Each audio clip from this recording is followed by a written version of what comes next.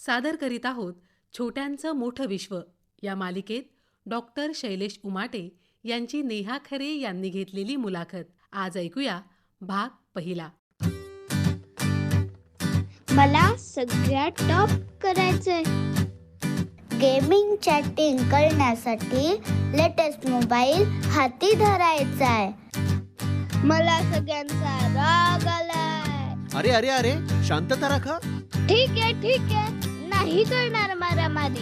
आमच्याशी थोडं बोला तरी. मुलांची खुशी किंवा नाखुशी, आशा निराशा, भावनांची भाषा समजून तर घेऊया. छोट्यांचं मोठं विश्व, छोट्यांचं मोठं विश्व.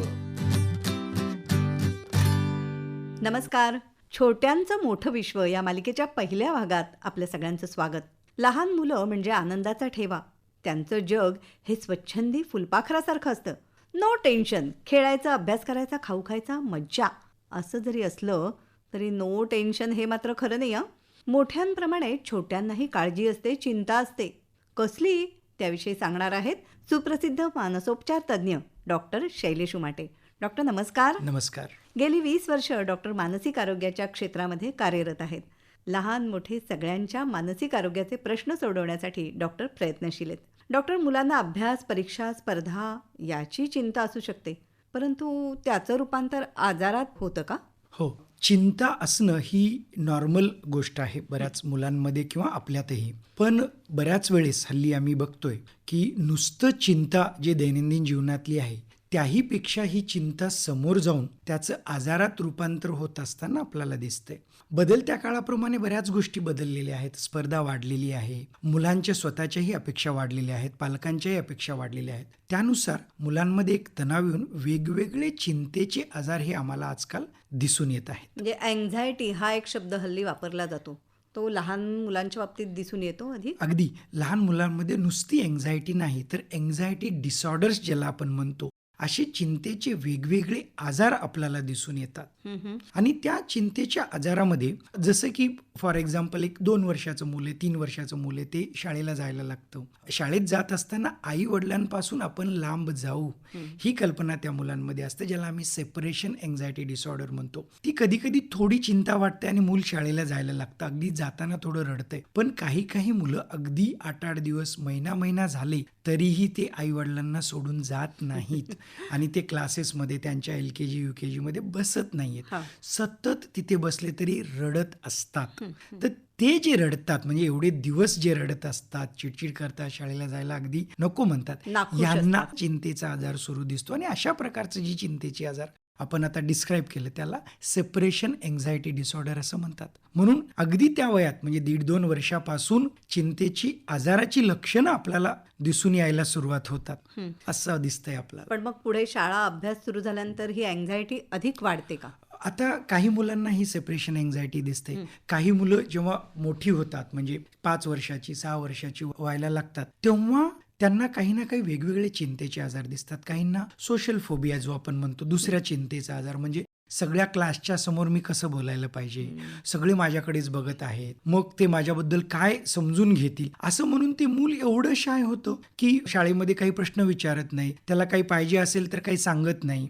मग त्याला आपण एक सोशल एन्झायटी असं म्हणतो. म्हणजे त्या एन्झायटीची लक्षणं त्या मुलाला जाणवतात. ते मूल गप्प असतं, शांत असतं. हा दुसरा एन्झायटीचा प्रकार झाला. आणि तुम्हाला आठवत असेल की मूल 7-8 वाजले कुठेही पडतं आणि झोपी जातं. पण ह्या ज्या मुलांमध्ये चिंतेचा आजार दिसतो ते अगदी झोपत नाहीत किंवा ते झोपतात तर झोपेत घाबरून उठतात किंवा सकाळी लवकर उठतात आणि किंचाळतात झोपेमध्ये. बरीच मुलांची अशी आई किंवा वडील कंप्लेन करतात की ते झोपेत किंचाळतात आणि काही मुलं झोपेत किंचाळून रात्री 5-10 मिनिटं रडत बसतात.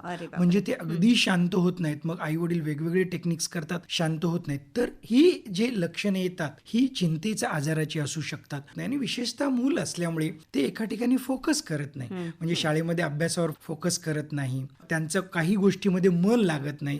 म्हणजे विशेषतः आता हे फक्त अभ्यासाच्याच बाबतीत नसतं, म्हणजे ते कार्टून बघतात किंवा TV बघतात किंवा एकच गोष्ट सातत्याने करत नाहीत, त्यांच्यात मन लागत नाही, दुसरं बदलतात, तिसरं बदलतात, अशा वेगवेगळ्या गोष्टी करतात, सतत क्रँकी असतात, म्हणजे चिडचिड चालू असते, आनंदी दिसत नाहीत. आणि मग काय होतं की काहीही कर, मूल ते क्रँकी होतं. आणि म्हणजे असेही काही एक्झाम्पल मी बघितलेली आहेत की मूल आमचं चिडचिड करतं म्हणून आम्ही नातेवाईकांच्या घरी जात नाहीत. अरे बापरे. असे एवढे लिमिटेशन्स त्याचे येतात. म्हणजे चिंतेचा आजार जेव्हा होतो तो फक्त त्या मुलांपुरतीच मर्यादित नाही, तर त्याचा परिणाम पालकांवरती होतो, शाळेत न जाण्यावरती होतो, पालकांच्याही वागण्या बोलण्यात होतो, सोशल लाईफमध्ये त्यांना ॲडजस्टमेंट करायला लागतात, म्हणजे दुसऱ्यांच्या घरी नाही जात आहेत. अशा प्रकारचे त्याची लक्षणं ही आपल्याला दिसू शकतात. आणि तीव्रता त्याची वेगवेगळी असते.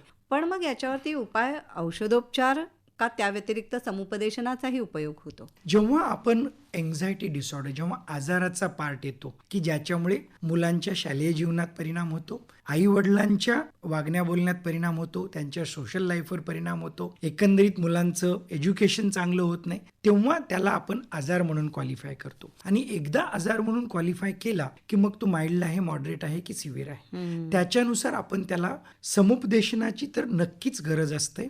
माइल्ड आजाराला जेव्हा मॉडरेट आणि सिव्हिअर असतो तेव्हा औषध गोळ्याही आम्ही देतो. तर औषध गोळ्याबद्दलही बऱ्याच लोकांना मिसकन्सेप्शन असतात.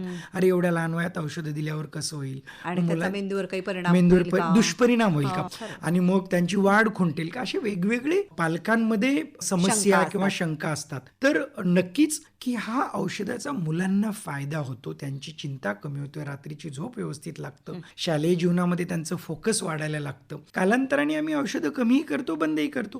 आणि बऱ्याच वेळेस म्हणजे अगदी 90-95% केसेसमध्ये आम्ही नुसतं औषधोपचार नाही तर औषधोपचार आणि समुपदेशन दोन्ही गोष्टी सायमल्टेनियसली करत असतो. म्हणून त्याचा काय होतो की आजार एकदा कंट्रोलमध्ये आला की आपली लाईफस्टाईल मॉडिफिकेशन झाली तर चिंतेचा आजार बराच कंट्रोलमध्ये राहतो. वा. सामान्य चिंता आणि चिंतेचा आजार या दोन्हीमध्ये फरक आहे नाही का? हो, अगदी. काय असतं म्हणजे मला शाळेला जायचंय तर मुलांना चिंता असते, मला उठायचंय, आंघोळ करायचं, अरे मला पटपट करायचं, ही चिंता. पण जेव्हा ही चिंता असते ते मूल कार्यरत राहतं, म्हणजे ते उठतंय, आंघोळ करते, बॅग घेते, किंवा त्यांचं होमवर्क असेल ते होमवर्कची चिंता असते, होमवर्क करते. पण जेव्हा ही चिंता जास्त वाढते तर त्याची कार्यप्रणाली थांबते, म्हणजे ते होमवर्क करू शकत नाही, अभ्यास करू शकत नाही, किंवा झोपू शकत नाही, किंवा इतर मुलांबरोबर ज्या शांततेने खेळत असतं ते खेळूही नाही शकत, आणि चिडचिडेपणा खूप वाढतो. म्हणजे तेव्हा हा चिंतेचा आजार जास्त वाढतो. आणि बऱ्याच वेळेस काय होतं की मूल हे अशा प्रकारची चिंता असं व्यक्त करू शकत नाही, म्हणूनही आपल्याला प्रॉब्लेम येतो आणि आईवडिलांना कळत नाही. आणि जेव्हा ते कळायला लागतं आणि आमच्या समोर जेव्हा व्यक्त होतो तेव्हाच बऱ्याच वेळेस कळते की अरे चिंतेचा आजार आहे. एखादी केस आम्हाला सांगू शकाल हो, का? आता ह्यात थोडं वेगळंही एक्झाम्पल घेऊ आपण. त्यात असं दिसतंय की एक मूल आमच्याकडे होतं, ते 6वीला का 7वीला असेल, ऑलमोस्ट 3 ते 6 महिने शाळेलाच गेलं नव्हतं. आणि शाळेला जाण्याच्या अगोदर मग काही ना काही कारण, आज पोट दुखतंय, आज डोकं दुखतंय, मला आज असंच वाटतंय, म्हणजे वेगवेगळी कारणं. प्रत्येक कारणावर आई वडील समजून समजून थकले होते.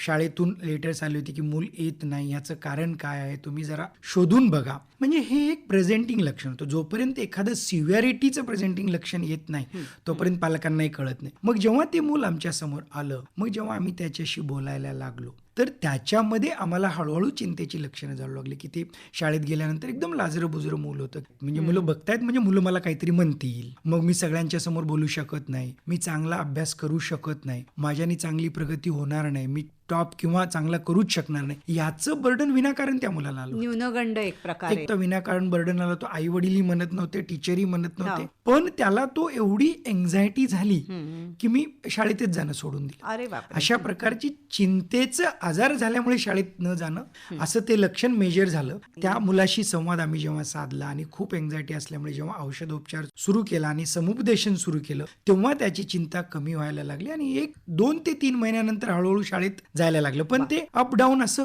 होत होतं. आणि मुलं आणि पालक दोघांचंही समुपदेशन. अगदी. काय होतं की ह्याच्यामध्ये पालकांचंही समुपदेशन तेवढ्याच महत्वाचं आहे की त्यांनी मुलांशी कसं डील करावं. एन्झायटी या मानसिक आरोग्याच्या समस्येविषयी आज आपण बोललो. छोट्यांचं मोठं विश्व या मालिकेच्या पहिल्या भागात डॉक्टर शैलेश उमाटे पुढच्या भागातही आपल्यासोबत असतील. आणखी एका मानसिक समस्येविषयी आपण बोलणार आहोत. धन्यवाद डॉक्टर. धन्यवाद.